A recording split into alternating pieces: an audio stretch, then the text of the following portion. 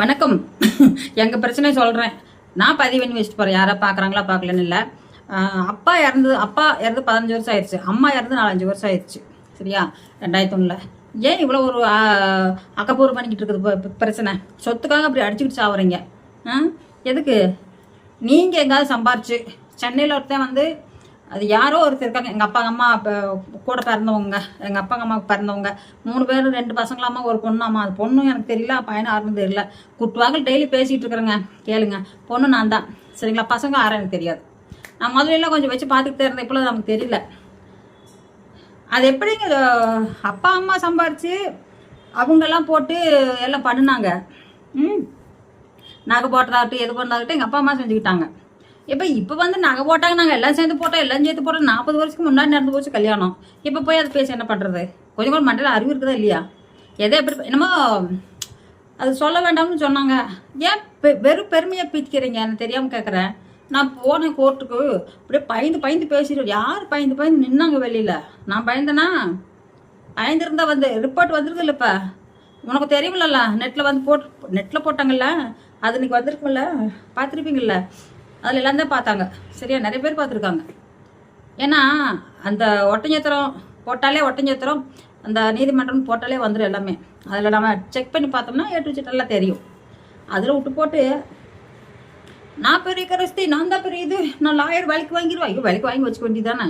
ஏன் வேலைக்கு வாங்காமல் ஓடிட்டேன்? இன்னும் அந்த ஆளுக்கு வேறு காசு கொடுத்துட்டு பார்த்துட்டு இது ஒன்று சொல்லிட்டான்.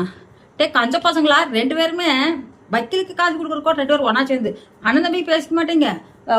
இப்போ சின்னவன் தோட்டம் பாதி சும்மா கிடக்குது, உனக்கு கொடுக்குறானா போட்டு சொல்லி நான் ஒரு நாள் சொன்னேன், புரிஞ்சுக்க. அவனுக்கே விட்டுங்க. நான் அப்போ மரியாதையை பேசினேன், நான் இல்லைன்னு சொல்ல. விட்டு பேசாமல் ஏன் சும்மா தானே வீணாக போது கிடக்குது, ஏதோ அவங்களாவது பொழைச்சிட்டு போகிறாங்க, அந்த பையனுக்கு பார்த்துட்டு இருக்காங்க அப்படின்னு நான் சொன்னேன். அதெல்லாம் விடக்கூடாது. விட்டோம்னா அவங்க வால் அதே மாதிரி திரும்ப ரொம்ப இது பண்ண ஆரம்பிச்சிடுவாங்க அப்படின்னு சொல்லி விடமானிட்டேன் சின்னவன். சரி, அது என்னுடைய இதெல்லாம் என்னமா பண்ணிட்டு போகிறேன், நான் விட்டுட்டு நான் இன்னும் இப்படியெல்லாம் இருக்கும்போது இப்போ எப்படா லாயர் பீஸ் ஒரே பீஸாக போயிருப்பார் 2 பேருக்கு. நீ தனித்தனியாக வருதா? அந்த லாயர் எப்பேற்பட்ட லாயர் எனக்கு தெரியல. பார்த்தேன் சும்மா இருந்தான். பிச்சிருனாக்கும் எவனோ தெரியல. கேள்வி கேட்குற மாதிரி கேட்டேன். நான் பதில் சொல்லிப்பேன். ஏப்பா நான் கேட்டேன், என்ன கேட்டேன்? அந்த எங்கள் அப்பா கையெழுத்து காமி ஒருக்கா உயிர் எழுதுன்னு சொன்னார்ல, அந்த காமியை ஏன் காமிக்க மறைச்சிட்டா விடுவோம் உன்னுடைய லாயர்? இப்படி வச்சு இருந்தா நான் அப்பயே பார்த்துட்டேன். பேர் போட்டுருந்துச்சு கோணமாக்கல், இப்படி விஜய் சொன்னார்ல இப்படி அந்த மாதிரி போட்டுருந்துச்சு. அப்போ நான் நினச்சிக்கிட்டேன், டேய் அப்பா கையெழுத்து யாருக்காவது தெரியுமா? பத்திரத்தில் இருக்கும்ல. என்னடா மூளை வேலை செய்யுது உங்களுக்கு? நீ குட்டுவாக்கில் நீ என்னமோ ஏதோ ஒரு ஒன்று பூத்த கட்சி டிச்சுக்குள்ளே கிடக்கிற கட்சி அது. அது இருக்கிறப்ப இருந்தப்போ மகிமை வேற. இப்போ அப்படி இல்லை. அது எடப்பாடியில் இடையே போயிடுச்சு. அது எடப்பாடியிலிருந்து வந்து ஆட்சியாளரும் வழங்க மாட்டேன். ஏன்னா அதுக்கு அந்தளவுக்கு மவுசு இல்லை. எந்த காலத்துக்கும் வர முடியாதுன்னு இந்த கட்சி. அது எம்ஜிஆர் ஜெயலலிதா அம்மாவோட போயிடுச்சு. இப்போலாம் அது வாங்காது. அதை பக்கம் கட்சி போய் பேசி நம்ம என்ன பண்ண போகிறோம்? சும்மா அதில் வாங்கிட்டு போட்டால் என்னமோ கருப்புச்சாமி, குப்புச்சாமி, மாடசாமி, என்னமோ சாமி சொல்கிறாங்க. அந்த ஒரு சாமி எனக்கு தெரியலன்ட்டேன்.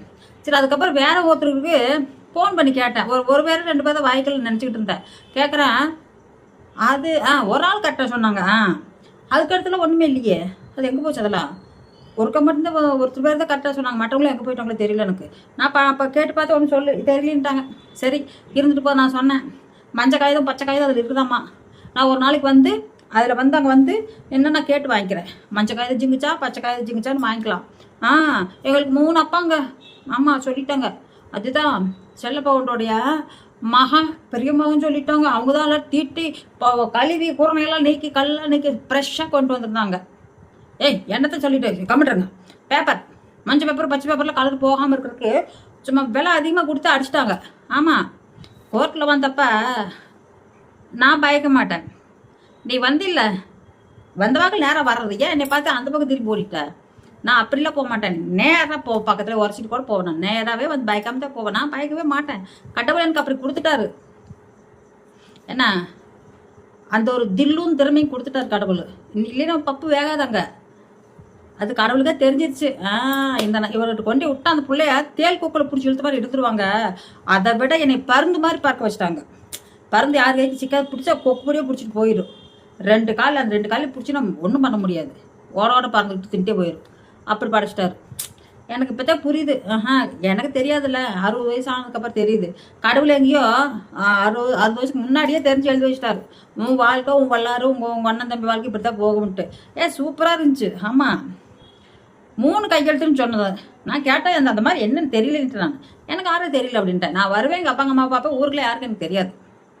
அந்த புட்டபர்த்தி சத்ய சாய்பாபாவில் கோயிலில் வந்து கிட்டத்தட்ட 15-18 வருஷமாக நான் இங்கே வந்துக்கிட்டு போய்கிட்டே இருக்கிறேன். இந்த கோயிலில் தானே படிக்க வச்சாங்க என் பிள்ளையா, அதனால அந்த கோயிலுக்கு நான் வந்துக்கிட்டு போயிட்டு இருக்கிறேன். டஸ்ட்டு. அதனால பொய்யா பேசி எப்படியாவது மணி ஆட்டி பூஜை பண்ணிடலான்னு பார்க்குறீங்க. சிவபெருமான் விட மாட்டார். நான் கும்பிட்றது சிவபெருமான். இந்த ருத்ராட்ச மாலை வேறு நகையெல்லாம் நான் போட மாட்டேன். எனக்கு நகை நட்டெல்லாம் எதுவுமே இல்லை. சும்மா துணூண்டு இது இந்த முத்து என்னமோ சொல்லுவாங்க. இதை குட்டியோட்டு தங்க, அவ்வளோதான். வேறு ஒன்றுமே இல்லதில்ல. அதனால் கொஞ்சம் ஓரளவுக்கு பார்ப்போம். எது வரைக்கும் ஓட்டுமோ அது வரைக்கும் ஓட்டு, அதுக்கு பார்க்கலாம். அதுக்கு மேலே எப்படி போகிறது பார்த்துப்போம். இப்போதைக்கு இதை பார்க்கலாம். அடுத்த வீடியோவில் சந்திக்கிறேன். நன்றி, வணக்கம், பாய்.